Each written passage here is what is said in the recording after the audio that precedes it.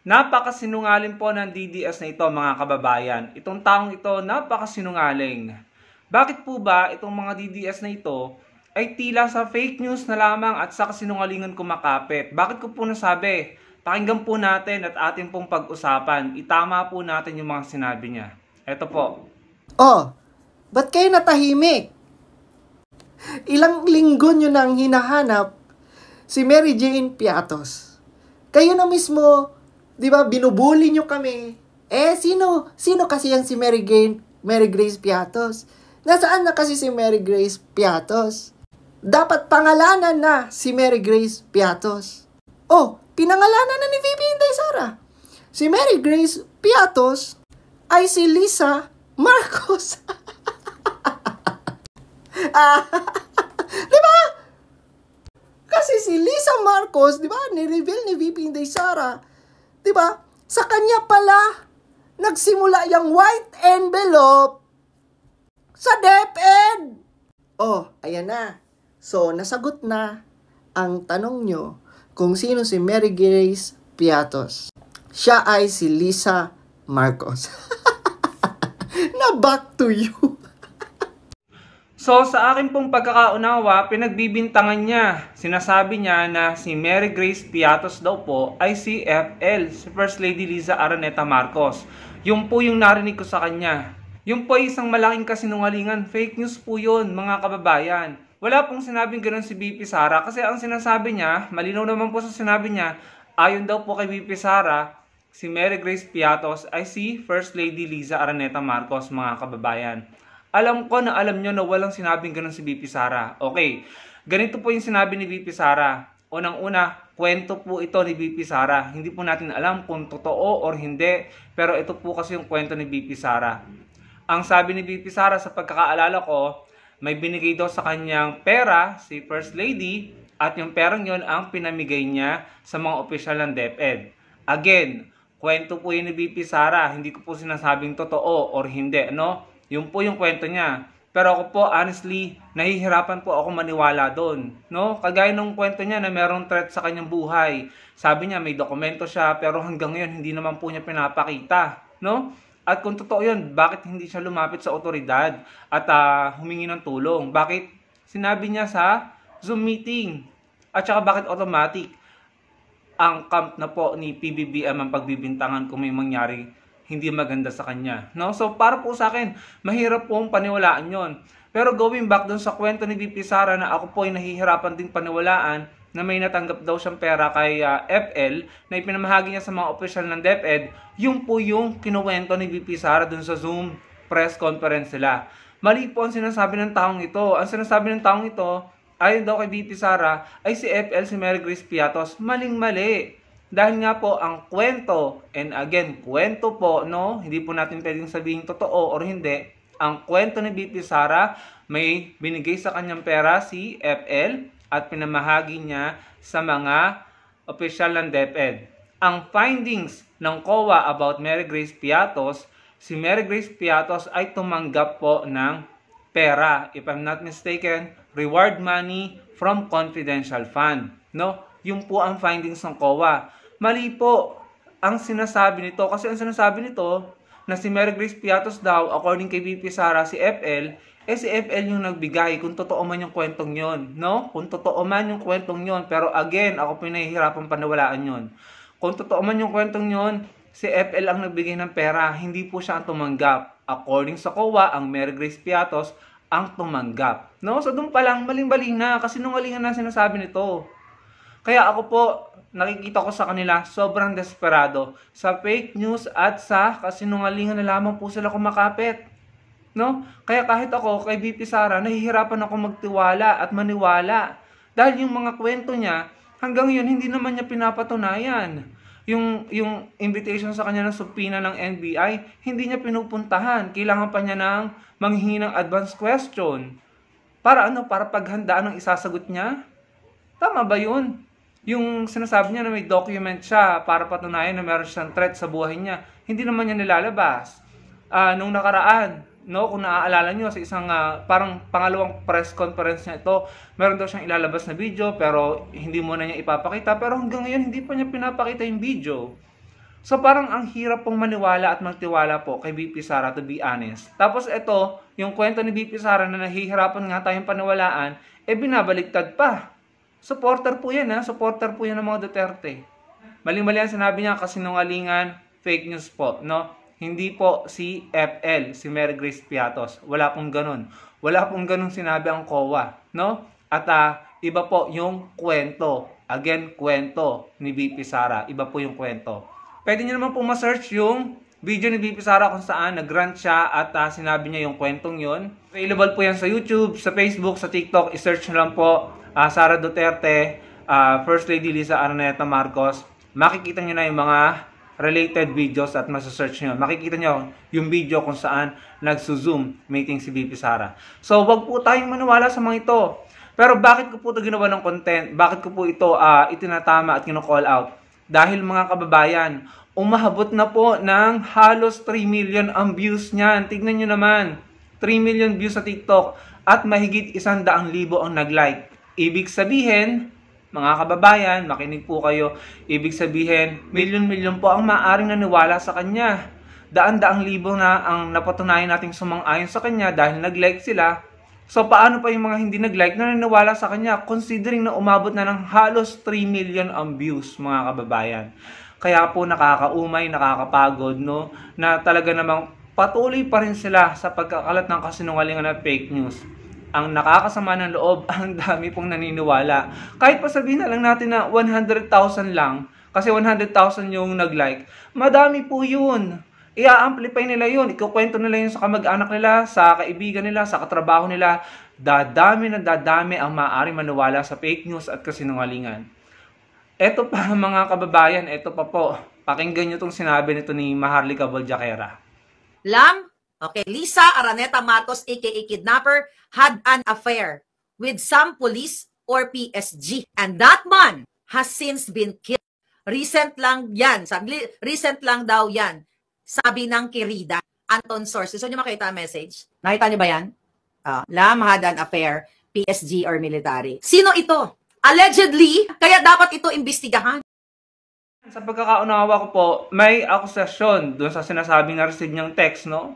Na hindi ba natin alam kung totoo ba yan or gawa-gawa lang. Kasi alam mo, kahit ikaw, pwede kang mag-send ng text sa sarili mo, no? Alam mo, kung masusubpi na lang yung mga impormasyon na yan ng mga otoridad, makikita kung sino may-ari ng number. Kasi, lalo na dyan sa Amerika, may identity yung mga number dyan, Dito na naman sa Pilipinas, di ba? Kaya nga tayo nagkaroon ng registration ng SIM card, So, yung pinapakita niyang text na may nag-i-inform daw sa kanya na si FL ay merong parang kalaguyo or kabet. Yun po yung pagkakaunawa ko. Eto, basahin natin yung caption ng video niya. Liza Araneta Marcos, may boyfriend na PSG. PSG na boyfriend daw ni Liza, tinegi? O yan, question mark. Tapos may binanggit siya dito. Source, kabit ni Anton Lagdameo? Question mark na naman. So kahit siya hindi siya sigurado sa mga pinagsasabi niya at hindi niya masigurado, makonfirm yung impormasyon na ipinadala sa kanya. Pero anong ginawa niya? Ginawa niya ng content, mga kababayan. Alam nyo, yan ang strategy nila Hindi naman importante kung totoo or hindi yung sinasabi nila. Kailangan lang nilang pagmukaing totoo ito at hayaan na yung mga followers nila or mga nanonood sa kanila ang kung magdidesisyon kung maniniwala or hindi. Sa kasamaang palad, marami pong naniniwala sa kanila.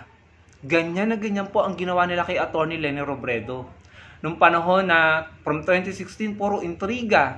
Pinagbintangan din sa Atty. Leni na meron pong kabit na congressman na kung kani-kanina daw nakikitulog paggabi na maigsi daw po yung skirt. Tandang-tanda ako yung mga pinagagawa nila, no? Yung mga pinagsasabi nila. Yan po ang style nila, intriga.